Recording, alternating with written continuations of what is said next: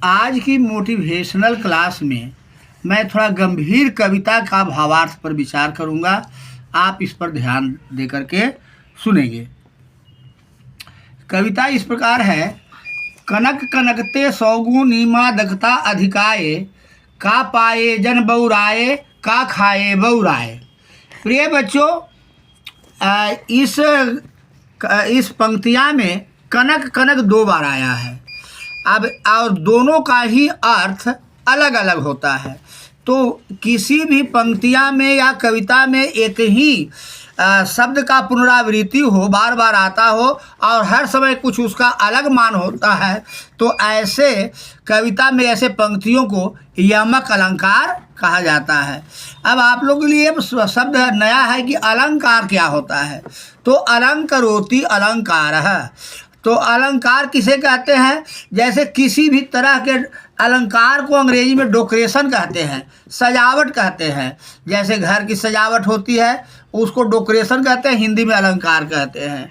उसी तरह से कविता को सुंदर ढंग से लय धुन में बनाने के लिए अलंकार का प्रयोग किया जाता है। तो ये है अलंकार, जो 10वां कक्षा में आपको 10वां कक्षा में अलंकार पूरी चैप्टर पढ़नी होगी, जो आगे तक हिंदी में विशेष जानकारी दी जाती है। तो यहाँ यमक अलंकार है। चूँकि कनक कनक 2 बार आया है और एक ही शब्द है, उनकी लिखावट और लिपि में भी कोई अंतर नहीं है। अब एक कनक का मतलब सोना होता है और दूसरा कनक का मतलब धतूरा होता है। कहता है कि कनक कनकते सौगुना मादकता अधिपाए। कनक को प्राप्त करने से लोगों में मध्य यानी घमंड आ जाता है, यानी पर्याप्त मात्रा में कोई व्यक्ति को सोना आ जाता है तो उसमें घमंड का नशा का धन का नशा हो जाता है, आदमी घमंडी हो जाता है।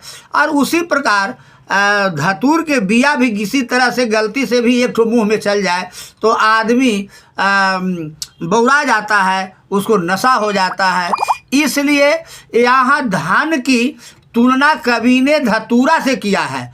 अधिक धन अनैतिक रूप से अर्जित नहीं करने का सलाह देते हुए कवि ने कहा है कि नैतिक रूप से आपको जितना धन का अर्जन होता है उतने धन आपको सही मार्ग पर ले चलेंगे, और नहीं तो इसके नशा में आप अपने रास्ता से भटक सकते हैं। जिस तरह से धतूरा का बिया अगर किसी तरह से आपके मुंह में चला जाता है तो आप संतुलन खो देंगे और आप अस्वस्थ हो जाएंगे।